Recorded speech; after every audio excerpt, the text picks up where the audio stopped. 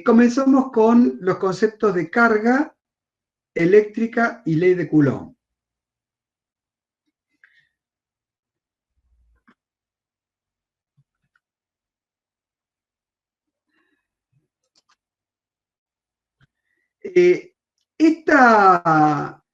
Este PowerPoint que estoy utilizando es un PowerPoint que no he confeccionado yo. Tiene algunas cosas que no me gustan, pero bueno, ya queda así. No he tenido tiempo de trabajar en otro PowerPoint. Solamente en hacerle algunas modificaciones a este PowerPoint.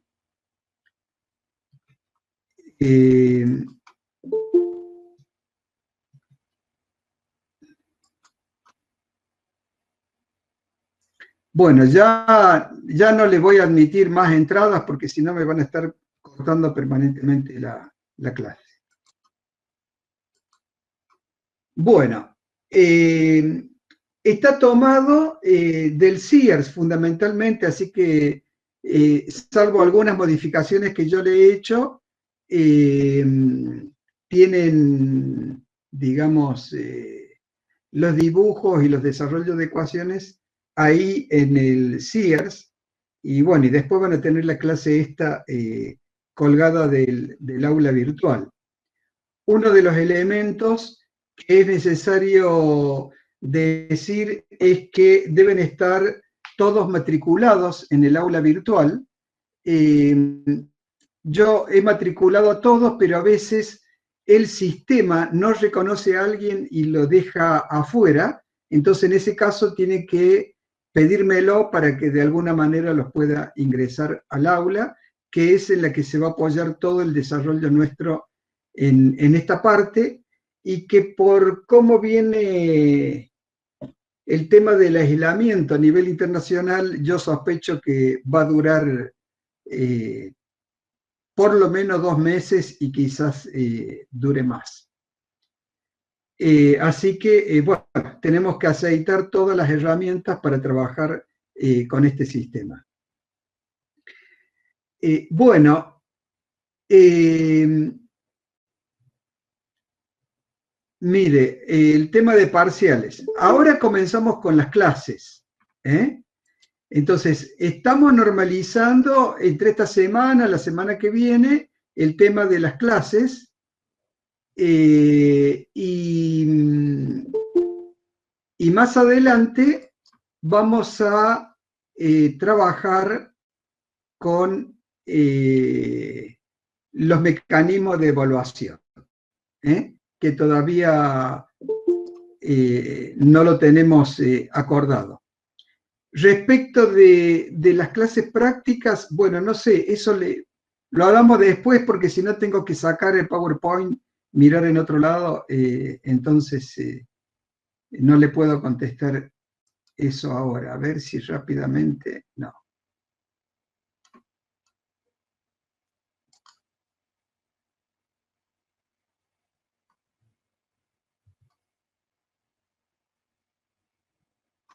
No.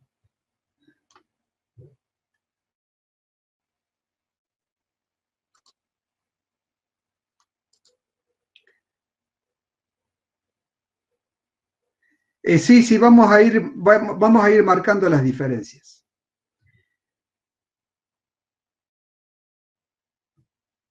Bueno, podemos decir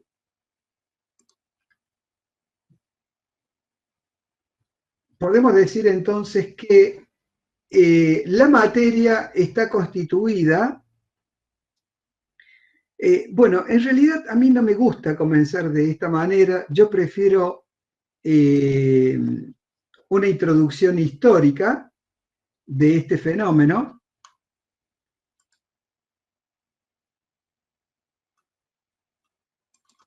Yo prefiero decir de que las primeras experiencias que se hicieron en la historia del conocimiento de la humanidad nos llega a través de comentarios hechos por Aristóteles en su libro, en donde están resumidas sus desarrollos de física. Y en una parte de esta publicación, él menciona experiencias desarrolladas por un tal Tales de Mileto, 200 años antes de Aristóteles. O sea, estamos hablando Tales de Mileto alrededor de los 600 y pico antes de Cristo, en donde observa la particularidad que tenían ciertas sustancias cuando eran frotadas intensamente con otras sustancias diferentes. Por ejemplo,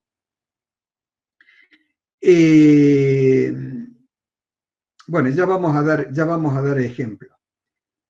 Esta particularidad, esta propiedad era de que las sustancias frotadas poseían la particularidad de atraer pequeños pedacitos de material, fundamentalmente paja,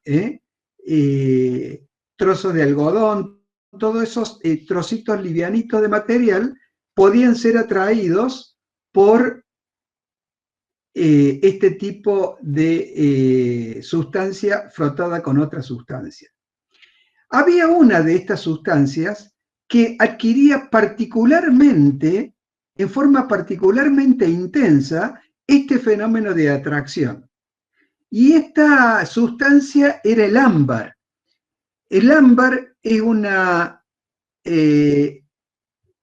una piedra semipreciosa, no es de origen mineral porque surge a partir de las deposiciones de resinas de algunos árboles resinosos.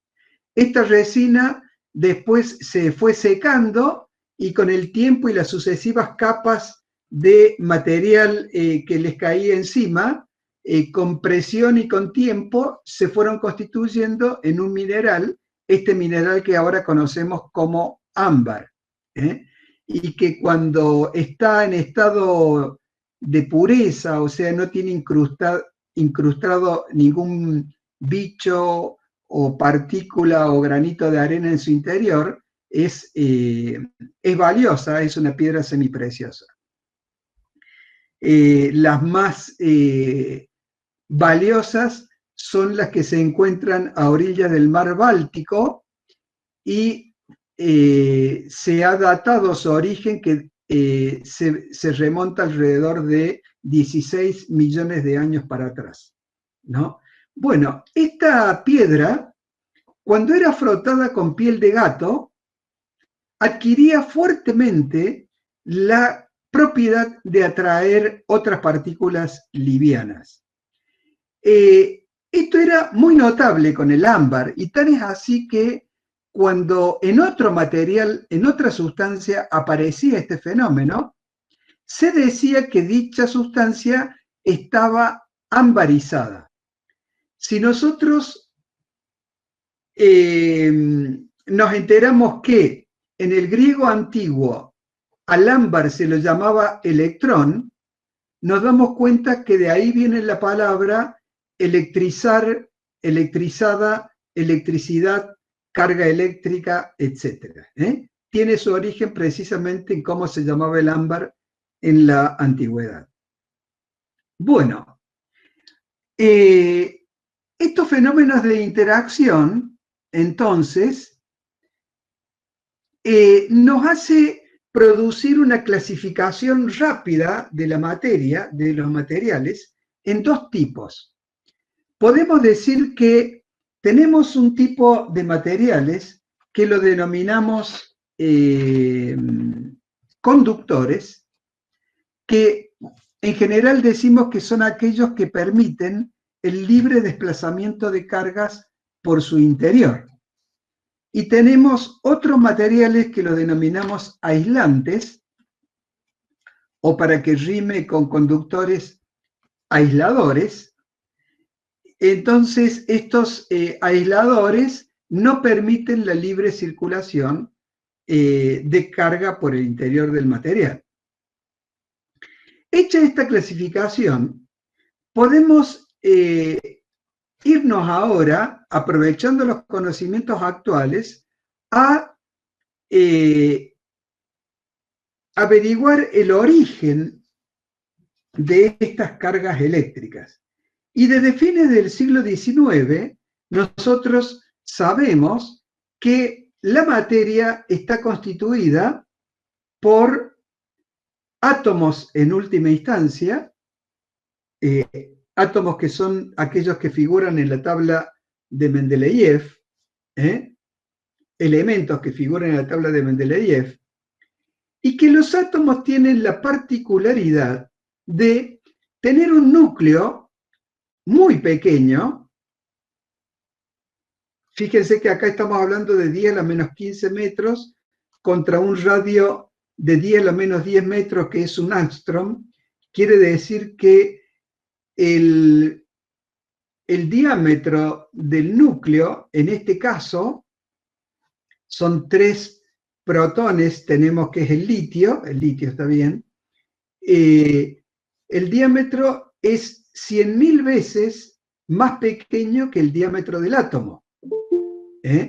Entonces, ustedes imaginan que si metemos este átomo en una máquina de esas que agranda las cosas, como aparecen en algunas películas, y colocamos este átomo en una cancha de fútbol, una cancha grande que pongamos que tenga 100 metros de ancho, entonces hacemos que el diámetro del átomo sea de 100 metros, ¿no?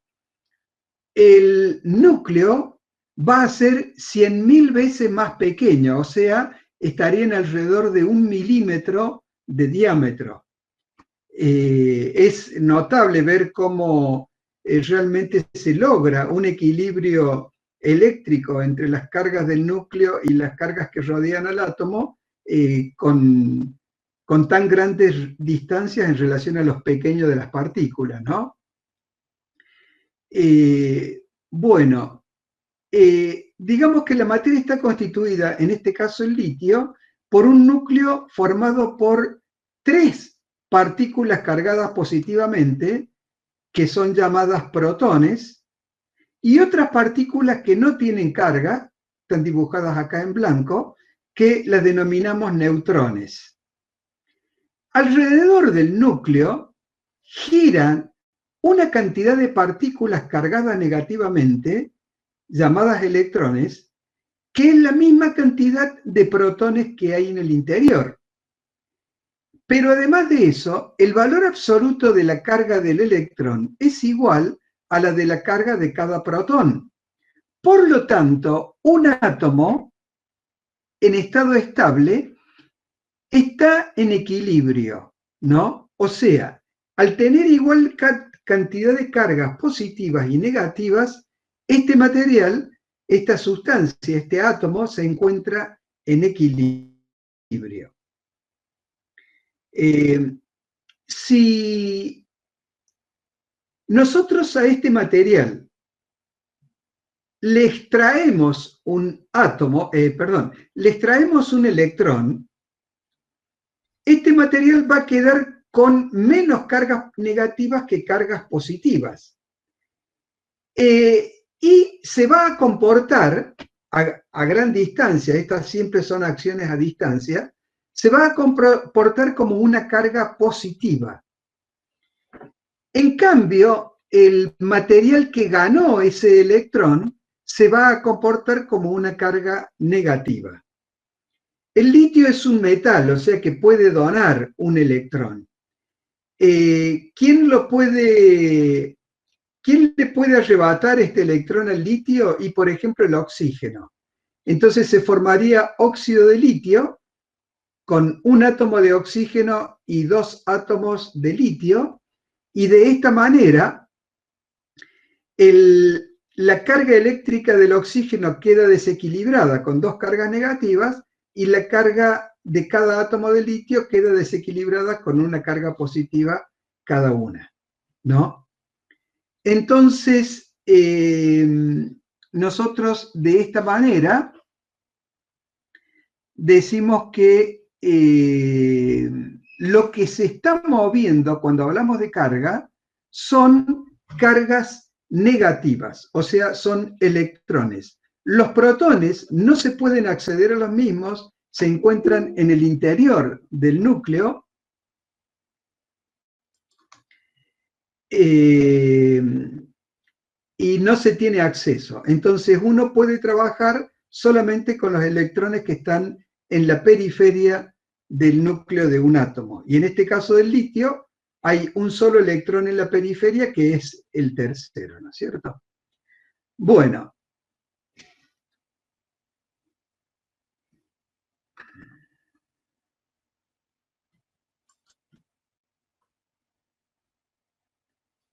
Bueno, acá está un poco lo que he dicho.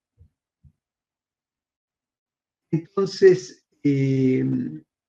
bueno, podemos decir que actualmente, no, ya vamos a hablar eso es otra cosa, ya lo vamos a hablar al respecto. Podemos decir actualmente que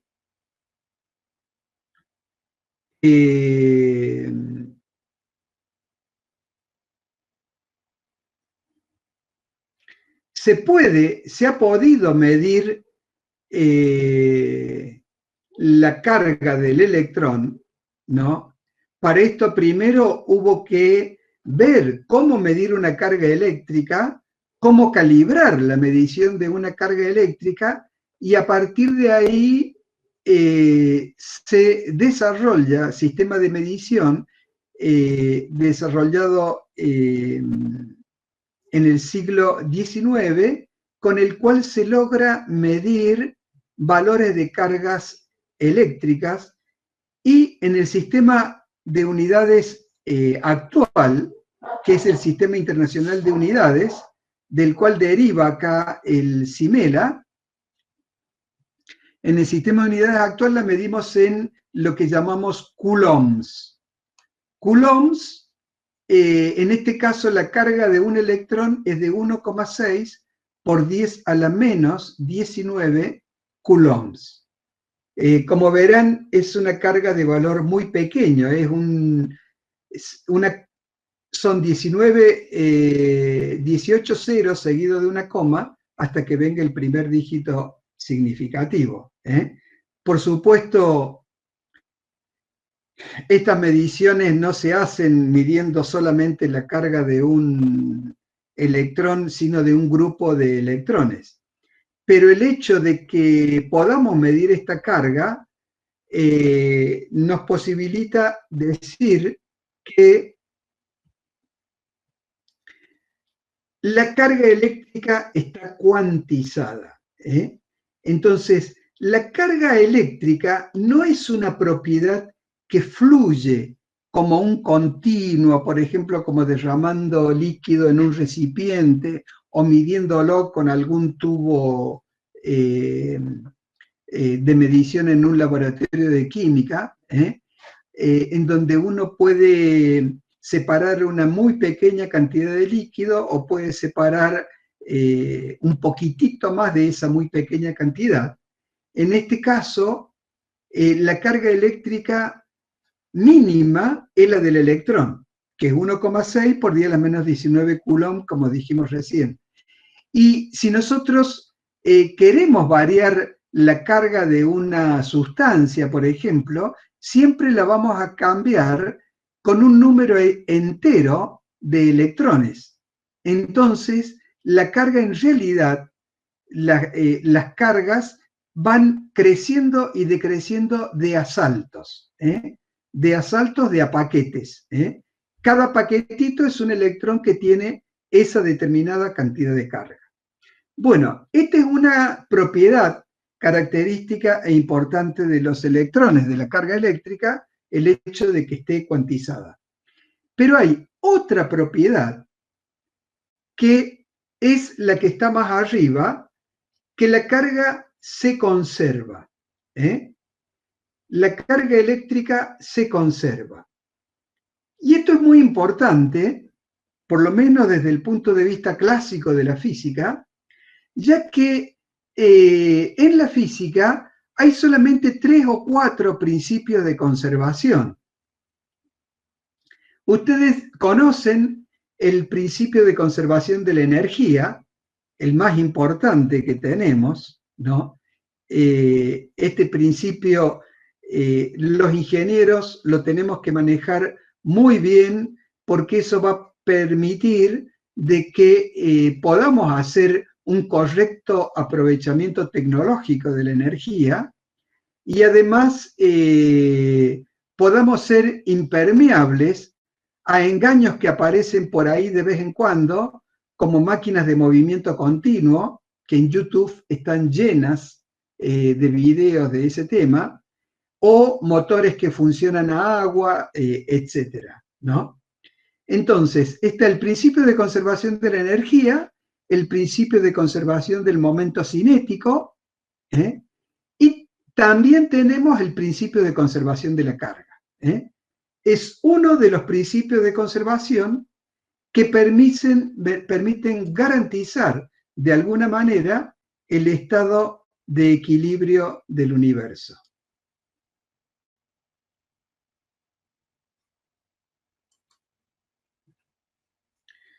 Bueno, acá tenemos el proceso de carga de una esfera por contacto, ¿no? Digamos que acá tenemos los diferentes tipos de materiales. Miren, la esfera, acá lo define como una esfera metálica suspendida de un hilo delgado, ¿eh? Que es de un material aislante. La varilla es una varilla de plástico o de vidrio, de plástico, acá está cargado negativamente, ¿no? El plástico es en general, hay casos que no, en general material aislante. Entonces, si nosotros lo tomamos con la mano, el cuerpo nuestro en electrostática es considerado un material conductor. Si nosotros lo tomamos con la mano, no se va a descargar, porque las cargas no se pueden desplazar por el material. Y acá tenemos un puente hecho con un alambre de cobre. El cobre es un material conductor, como todos los metales y otros elementos que no son metales, son materiales conductores. Entonces, cuando nosotros tenemos este puente en equilibrio colgado también de un nylon aislante y ponemos en contacto la varilla de plástico con la esfera metálica, se produce un desplazamiento de cargas hacia la esfera y es una forma de cargar a esta esfera que le llama carga por contacto, ¿no?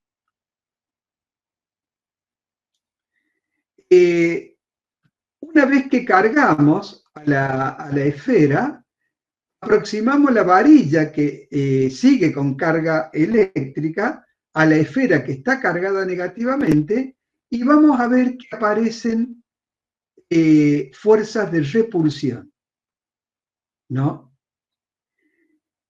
Si nosotros tomáramos el material con el cual la sustancia, perdón, con la cual hemos frotado la varilla de plástico, puede ser un trapo de un material determinado, el exceso de cargas negativas que tiene la varilla va a provocar un exceso de cargas positivas en el trapo con el cual hemos frotado este material.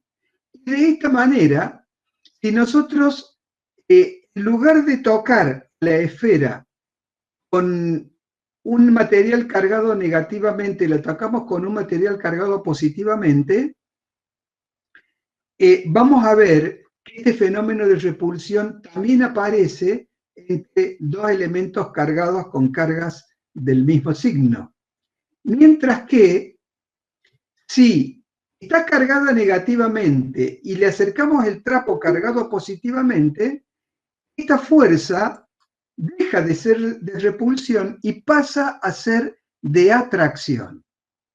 Pasa a ser de atracción y eso nos permite decir que cargas del mismo signo se atraen entre sí.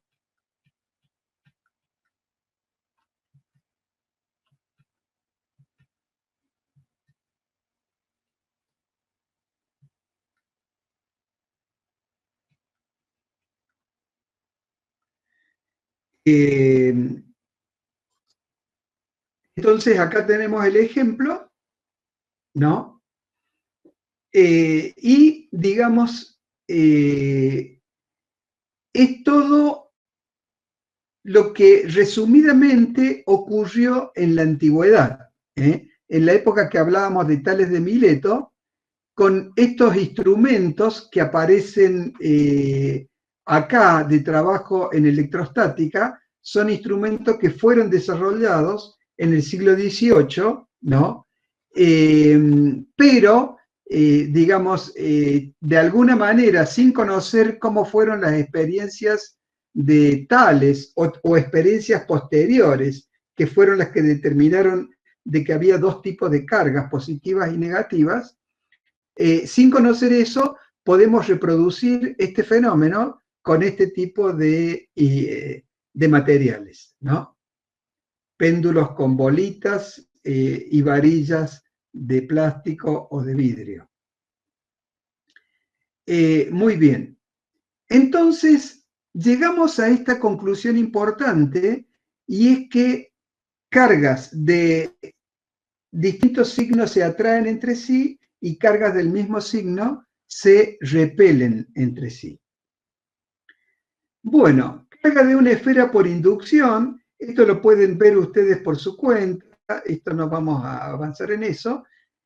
Pasamos ahora a este concepto que viene a continuación de la carga, que es la ley de Coulomb. Estos fenómenos que nosotros observamos a distancia, estos fenómenos de atracción, en este caso, o de repulsión, en este caso, se produce entre dos elementos, dos materiales que no se tocan entre sí. Este es un fenómeno de acción a distancia. En física ya conocemos un fenómeno de acción a distancia que es la atracción gravitatoria. Bueno, acá tenemos otro fenómeno de acción a distancia que es la atracción o la repulsión eléctrica. En general, a estas interacciones las denominamos, a este tipo de fuerzas las denominamos fuerzas de interacción. ¿Mm? En este caso, a diferencia de gravitatorio, que es siempre fuerza de atracción, acá puede ser de atracción, de repulsión.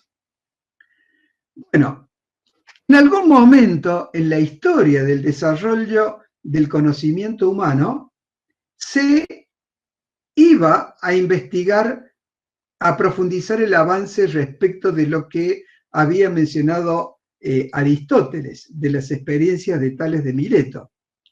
Fíjense ustedes que hay asentadas algunas experiencias que se comenzaron a realizar en el año 1760 por Bernoulli. Bernoulli ya comienza a sospechar alguna conclusión respecto de la dependencia de estas fuerzas. Por supuesto, en este tipo de investigación influía fuertemente las investigaciones y los desarrollos analíticos que había hecho Newton respecto de la ley de atracción universal, en donde en la expresión de Newton aparece en el denominador la distancia r elevado al cuadrado. Eso le abre el camino a investigadores para que traten de ver qué es lo que pasa con la fuerza de atracción entre cargas. Entonces, Bernoulli obtiene algunas evidencias y pocos años después, Priestley y Cavendish también estuvieron investigando respecto de este tema. Pero el gran salto que se produce en el conocimiento de esta parte de la física lo realiza Charles Coulomb. Charles Coulomb estuvo haciendo una serie de experiencias en el año 1784 que fueron publicadas en 1785. En estas experiencias, yo quiero aclarar que esta parte no está en el Sears, o bueno, en realidad no sé cómo está en el Sears, es la parte que yo he desarrollado para explicar más didácticamente estos conceptos. El gran mérito de Charles Coulomb se debe fundamentalmente a la construcción de un instrumento para medir fuerzas que la denomina balanza de torsión. La balanza de torsión que construye Coulomb y que en su trabajo, en donde publica los resultados, describe detalladamente la construcción de esta balanza, porque nosotros en ciencia tenemos que los experimentos científicos deben ser reproducibles por cualquiera. Entonces, y si son reproducidos y no se obtiene el mismo resultado, ese descubrimiento deja de tener validez. Entonces, por eso es que para esta situación, Coulomb explica detalladamente el proceso de construcción de la balanza de torsión. Entonces, a mí me haría falta acá un esquema de la balanza para explicarlo mejor, pero bueno, tenemos un dibujo que es la foto de la imagen del libro del Sears. Básicamente, fíjense, la balanza tiene, su elemento central es este hilo delgado que baja.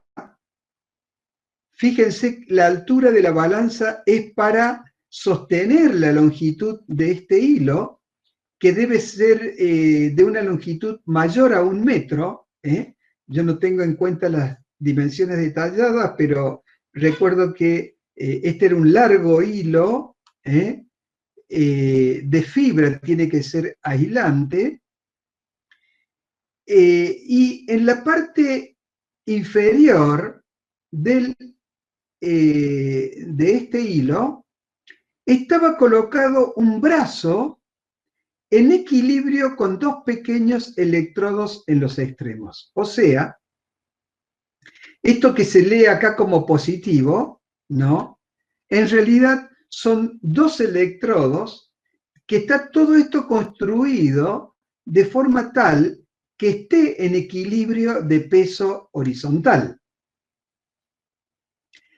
Algo que no se ve en este esquema es que en la parte inferior, justo por encima del brazo, el hilo pasa a través de un pequeño orificio para que no pendulee. Entonces, de esa manera, el único grado de libertad que tiene este hilo es rotar sobre sí mismo, o sea, torsionarse.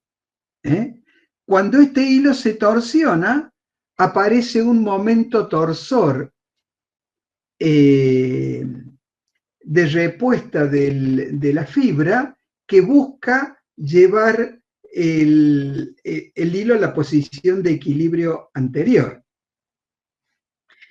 Entonces, digamos, este recipiente en donde se construye la balanza está todo cerrado porque las fuerzas que aparecen acá son muy pequeñas, están por debajo del orden del milinewton, y cualquier movimiento del aire, por ejemplo, si nosotros estamos trabajando ahí, cuando movemos la mano, producimos movimientos de aires, y este movimiento de aire va a introducir errores en el sistema.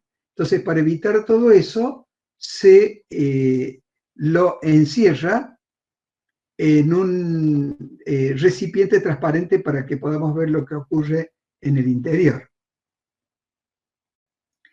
Esta escala está, digamos, así como está dibujada, parece que midiera ángulos. En realidad lo que hace es transportar este ángulo a una lectura de distancia de separación entre la esfera roja y la azul. Bueno, supongamos que, por otro lado, a este hilo nosotros lo podemos hacer rotar o torsionar a través de esta manivela. Este tapón es un tapón hueco y pasa por su interior una manivela que tiene en un extremo un cursor y en una escala marca la cantidad de grados que giramos esta manivela. Bueno, ¿cómo es el proceso de medición?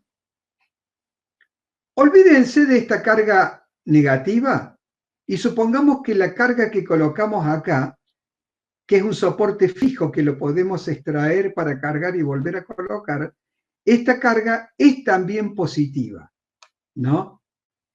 Esta otra carga que aparece acá, en realidad no tiene razón de ser. Los dos elementos cargados son estos dos. El electrodo móvil, que torsiona con la balanza, y el electrodo fijo, que está fijo en la balanza. Si nosotros a estos dos electrodos los cargamos positivamente, ¿qué va a pasar? Va a aparecer una fuerza de repulsión. Esa fuerza de repulsión no mueve el electrodo fijo.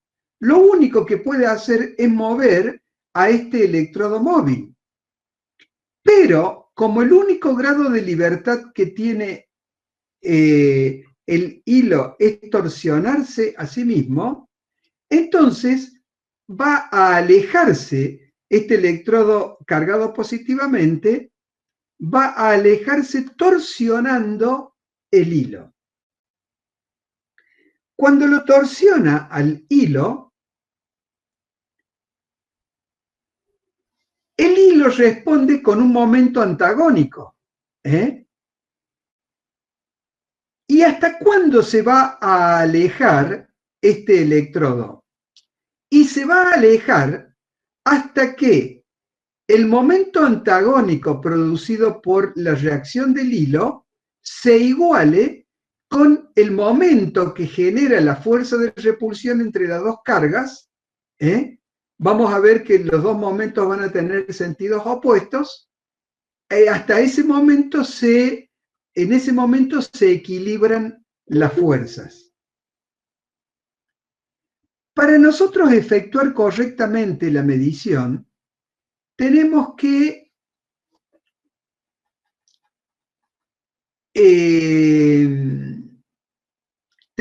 llevar este brazo a la posición que estaba anteriormente, que es una posición que la distancia de separación con el electrodo fijo la conocemos perfectamente. ¿Cómo hacemos para llevarlo? Bueno, giramos acá, lo giramos en sentido horario, buscando que se acerque este brazo hacia el electrodo fijo. Recuerden que acá había carga positiva también. Entonces, el momento de torsión del hilo va a aumentar cuando lo giramos de esa manera. Cuando llevamos la posición del brazo al mismo lugar que estaba antes en el punto de reposo, ya ahí conocemos el momento de torsión total. ¿Por qué? Porque conocemos la constante de torsión del hilo y conocemos acá, medimos el ángulo que hemos girado el sistema, con lo cual en una tabla calculamos el momento de torsión. Si este momento de torsión lo dividimos por el radio, vamos a tener acá cuál es el valor de la fuerza antagónica que se equilibra con la fuerza de repulsión entre las dos cargas. Bueno, esta explicación es un poco larga, no sé si se ha entendido más o menos. Si no, pueden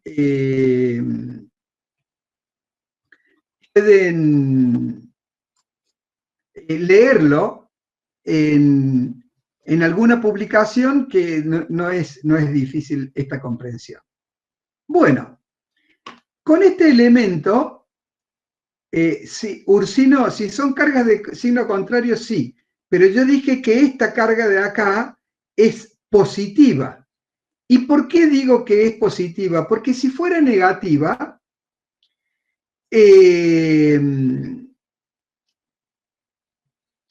esta carga, y a medida que va girando, la fuerza de atracción va aumentando y llegarían a tocarse. El experimento en realidad se produce con cargas del mismo signo. Yo no sé por qué hace este dibujo Sears. Profe, Sí. ¿puede repetir lo que dijo ahí? Porque se trabó justo la llamada. Bueno, que el dibujo este para mí es poco feliz, porque trabaja acá con fuerzas de atracción. Y la fuerza se va a ir incrementando hasta llegar a tocarse los dos elementos. Entonces yo prefiero trabajar con fuerza de repulsión. Entonces trabajamos con los dos electrodos cargados con carga del mismo signo, o positivas o negativas. Entonces de esa manera el brazo se aleja y cuando yo giro el pivote lo llevo a acercar hasta la posición final y mido la fuerza de repulsión. Bueno, Charles Coulomb, con este procedimiento, hace una gran cantidad de mediciones, ¿no? Con una particularidad. Y la particularidad es que en la época que Coulomb hace estas experiencias, no se conocía cómo medir las cargas eléctricas. O sea, no se sabía cuantificar, averiguar el valor de estas cargas eléctricas. Entonces, lo único que logra Coulomb con esto es determinar que la fuerza es proporcional. ¿Recuerdan el signo de proporcionalidad, que es la letra alfa? Proporcional a la inversa de la distancia elevado al cuadrado. Esto es todo lo que logra hacer Coulomb, y de ahí viene el gran mérito de Coulomb, tanto que pasa a la historia precisamente con el nombre de las cargas eléctricas actualmente en nuestro sistema de unidades.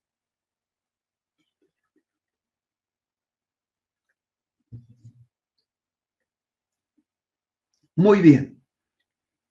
En este procedimiento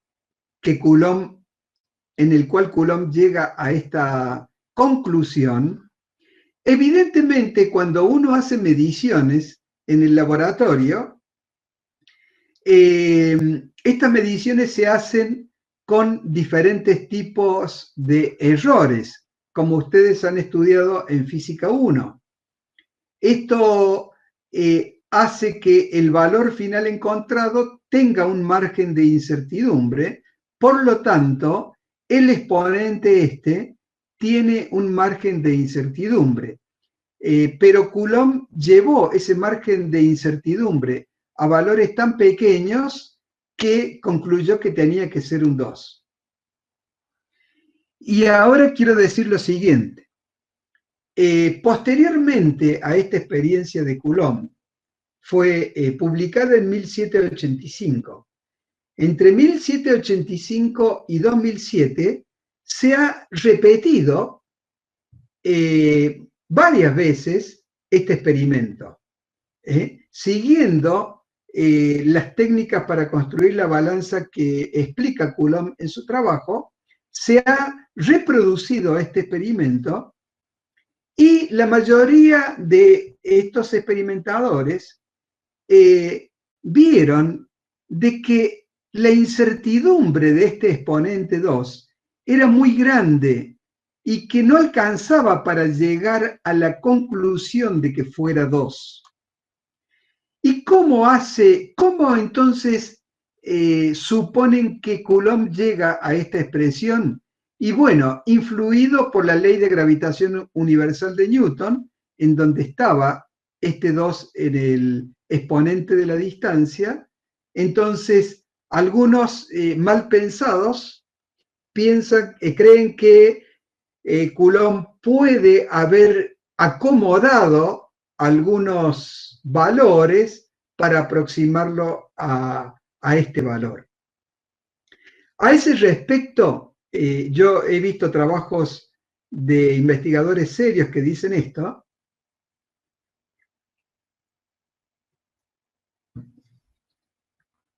A ese respecto y con mi experiencia, puedo decir que la habilidad mecánica que se debe tener para construir estos aparatos que son muy delicados y de gran precisión, por lo pequeño de las fuerzas que se trabajan y lo grande que es todo lo demás. O sea, el peso de este hilo es varias veces, decenas de veces,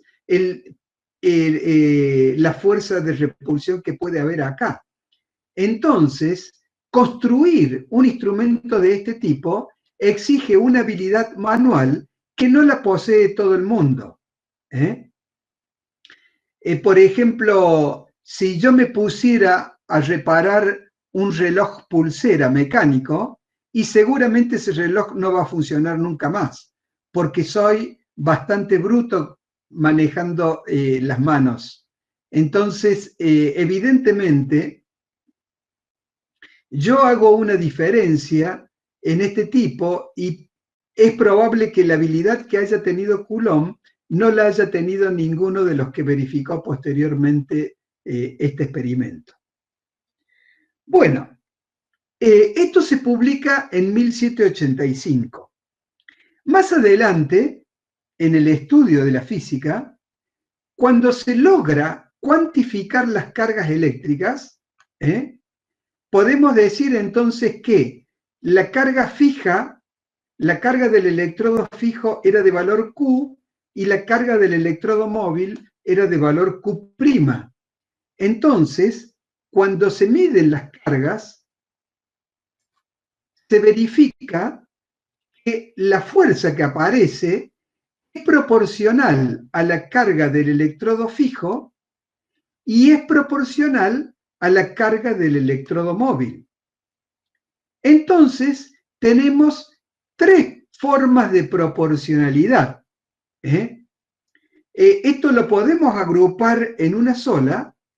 Podemos decir entonces que la fuerza es proporcional al producto de las cargas, Q por Q', dividido el cuadrado de la distancia, ¿no?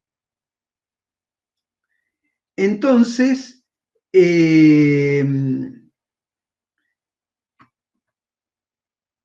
ya tenemos todos los elementos que intervienen en juego en este experimento, ¿no? Y tenemos la fuerza, la relación de cargas y la distancia de separación entre las cargas. Si bien esta experiencia fue desarrollada con electrodos de cierto tamaño, como ustedes pueden ver acá, posteriormente se determina que el límite de validez de esta proporcionalidad es cuando las cargas, o sea, los electrodos, tienen forma de punto, o sea, las llamamos puntiformes.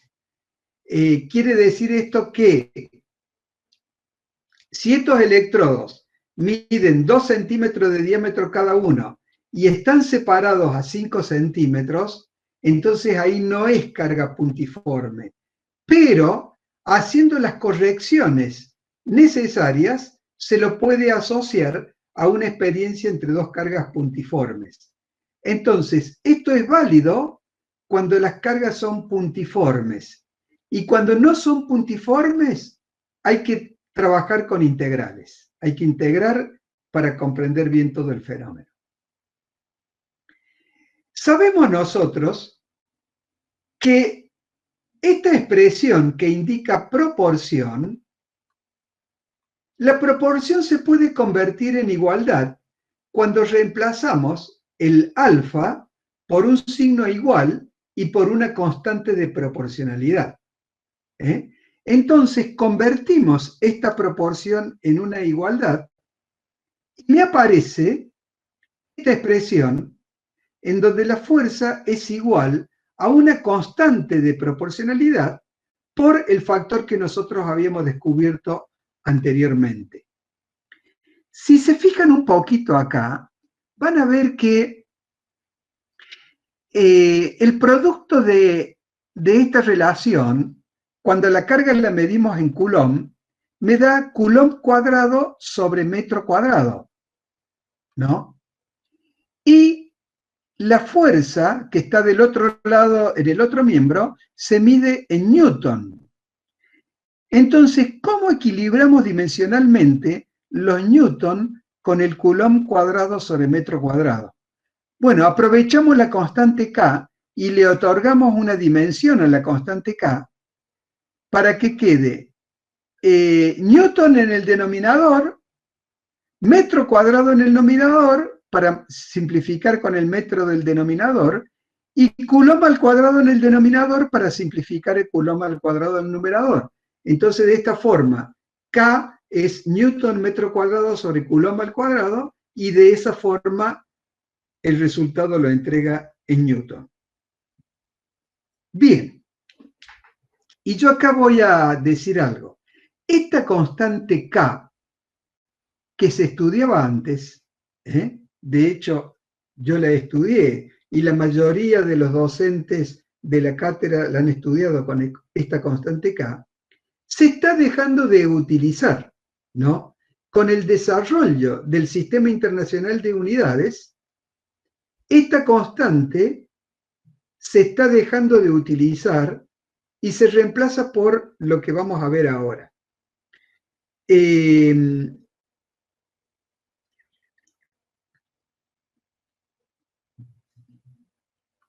Nosotros podemos decir que otro límite que tiene esta expresión es que este valor calculado es para el vacío. En esta balanza no estamos en el vacío, estamos en el aire, pero la diferencia del fenómeno físico entre el aire y en el vacío es una diferencia muy pequeña, del orden, aparece recién en el quinto dígito significativo, o sea, es muy, muy pequeña, una parte en 100.000 o algo por el estilo. Entonces consideramos que esta expresión se produce para cargas puntiformes en el vacío. Ahora bien, cuando lo hacemos en un medio aislante diferente del vacío, quiere decir de que entre las cargas hay sustancia, hay materia que es aislante. Y vamos después a encontrar la justificación, nos damos cuenta que esta sustancia aislante que hay en el medio va a hacer decrecer el valor de la fuerza. O sea, el valor máximo de la fuerza es en el vacío. Cuando hay un aislante al medio, el valor de la fuerza decrece. Y la magnitud o la forma en cómo decrece esa fuerza, que varía para cada tipo de aislante, determina una propiedad de los aislantes que la denominamos permitividad. La denominamos permitividad y la expresamos con la letra griega epsilon. Ahora bien, como nosotros determinamos valores de permitividad para los materiales, ¿no? Para el vacío va a haber un determinado valor de permitividad, que le expresamos acá como epsilon prima sub 0. Epsilon prima sub 0. ¿Qué quiere decir esta expresión? Primero, yo la permitividad le puse acá el prima para evitar confusión para lo que sigue a continuación de esto. Pero al ponerla, al hacer K igual a 1 sobre la permitividad del vacío, cuando en un medio aislante la permitividad aumente, al aumentar la permitividad va a disminuir la fuerza. Entonces ya queda acomodada desde antes este concepto de permitividad. Muy bien. Vamos ahora con otro desarrollo que hicieron los físicos, lo hicieron en la segunda mitad del siglo XX.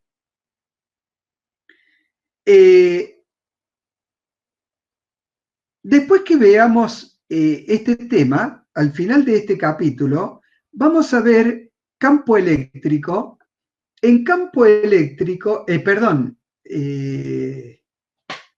de Gauss. Vamos a ver ley de Gauss. Cuando estudiemos la integral de Gauss, vamos a ver que esta integral se realiza sobre una esfera. Perdón, se realiza sobre una superficie esférica, es una integral de superficie, ¿no? Entonces, cuando se resuelve esta integral, aparece la fórmula de la superficie de una esfera. Esto lo voy a decir, ustedes ya deben saber o deberían saber que la superficie de un círculo es pi por radio cuadrado y la superficie de una esfera es 4pi por radio cuadrado, mientras que el volumen es 4/3 de pi por radio cubo. Acá estamos trabajando con superficies, entonces cuando integramos el integral de Gauss, integramos y aparece ese 4pi de la fórmula de la superficie de la circunferencia. Como conclusión de esto, todos los resultados de la ley de Gauss quedan multiplicados por 4pi. ¿Y cuál es el problema de esto? El problema es que pi es un número irracional. Al ser un número irracional, todos los resultados de la ley de Gauss son números irracionales. Y eso, en el siglo pasado, en el siglo XX, era bastante molesto por el hecho de que no había calculadora.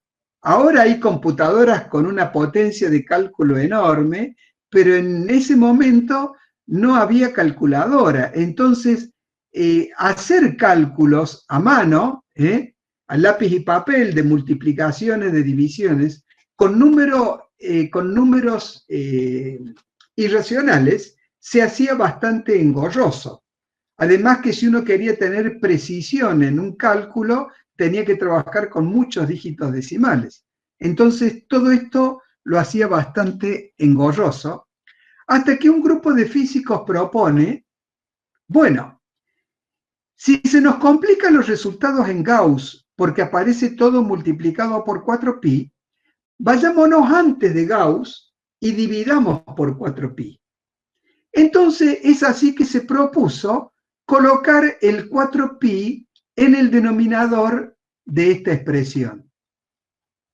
Y de esta manera, por eso puse acá epsilon prima, porque se darán cuenta que numéricamente no son iguales, de esta manera se utiliza como constante de proporcionalidad esta expresión que denominamos 1 sobre 4pi por epsilon sub 0. Lo denominamos 1 sobre 4pi por epsilon sub 0, y cuando reemplazamos más arriba, obtenemos esta expresión, F igual a 1 sobre 4pi epsilon 0 por QQ' sobre R cuadrado. La idea es que todo el mundo adopte esta expresión y deje de usar el K. Todavía estamos a distancia de conseguirlos, hay que modificar la tipografía de la guía de problemas, etc. Lo importante es que ustedes tengan en claro la forma de expresión correcta. La tendencia actual es expresarlo de esta manera. ¿Esta es la ley de Coulomb? No, todavía no. ¿Y por qué no? Porque, y esto es extremadamente importante para ustedes, estudiantes de ingeniería y futuros ingenieros, los ingenieros debemos saber diferenciar perfectamente las magnitudes vectoriales de las magnitudes escalares. Entonces, acá tenemos las cargas, que son magnitudes escalares, porque hablan de cantidad. Tenemos la distancia, que al ser elevada al cuadrado, se convierte en una magnitud escalar. Y por el otro lado tenemos la fuerza, que es un vector. Entonces, ¿qué es lo que tendríamos acá? Y tendríamos que estamos calculando el módulo de un vector, pero para ello deberíamos asegurar que las cargas entren en el cálculo con su valor positivo, porque si son diferentes aparecería un signo menos e indicaría que habría un módulo negativo. O sea, esta todavía no es una expresión terminada de lo que es una ley. Entonces, seguimos, y acá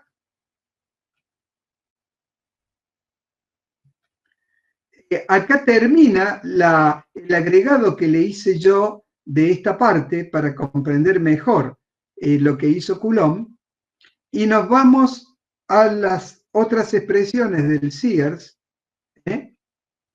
Digamos, esta expresión es equivalente a la anterior. Vuelvo a decir, yo prefiero no usar K, ni siquiera calcularle la cantidad acá y usar 4pi por epsilon 0.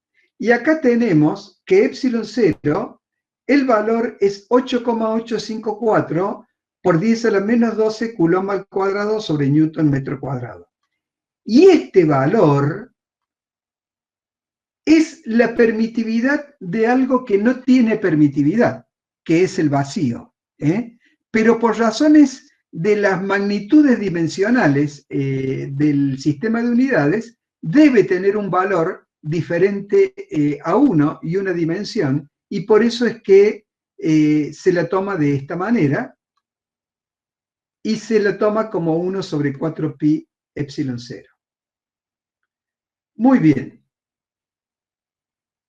Una vez hecho esto, entonces, bueno, tenemos acá esta conclusión entre cargas del mismo signo y de signo opuesto. Se notan acá las fuerzas de repulsión y de atracción. Tengan en cuenta que las fuerzas, al ser vectores, están determinadas por módulo, dirección y sentido. Y ojo con esto, porque los libros como el que tenemos de bibliografía es traducción de Estados Unidos, entonces por ahí aparece el concepto de vector como constituido por dos partes, módulo y dirección, porque al sentido lo incluyen dentro de la dirección. A mí eso me parece poco feliz. La forma seria de presentar una magnitud vectorial es con los tres elementos: módulo, dirección y sentido. Bueno,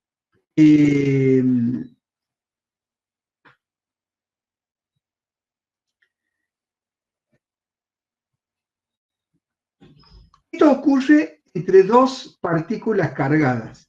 Cuando tenemos más de dos partículas cargadas, aparecen interacciones mezcladas. entre las partículas. ¿Cómo hacemos para calcularla? Bueno, por suerte, en esta parte de la física es aplicable el principio de superposición de efectos. Entonces, si nosotros tenemos, por ejemplo, un sistema formado por dos cargas, en este caso de 2 microcoulomb, y una carga de 4 microcoulomb, separadas a estas distancias que tenemos acá, entonces vamos a ver que la carga Q sub 1 ocasiona sobre la carga Q mayúscula una fuerza de repulsión dibujada acá y que se puede calcular. Si nosotros ahora nos vamos a la interacción de la carga Q2 con la carga Q, nos olvidamos de la carga Q1, analizamos y vamos a ver que la fuerza que aparece sobre Q mayúscula es de repulsión y está orientada hacia este lado, entre Q2 y Q mayúscula. Entonces, cuando yo compongo las dos fuerzas o superpongo las dos fuerzas que hemos tenido, vamos a ver que las componentes verticales y horizontales son iguales en sus módulos, pero las direcciones de las componentes verticales son opuestas, o sea que se anulan las componentes verticales y la componente horizontal aumenta al doble del valor de una de las componentes. Entonces, de esa forma es aplicable el principio de superposición entre fuerzas eléctricas que le podemos llamar también fuerzas coulombianas. ¿Estamos?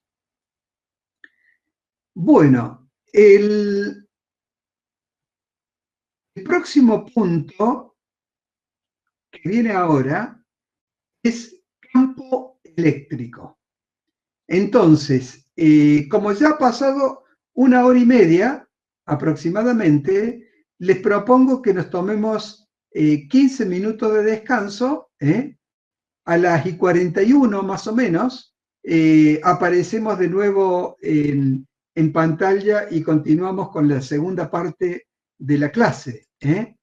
Lo que voy a hacer es parar la grabación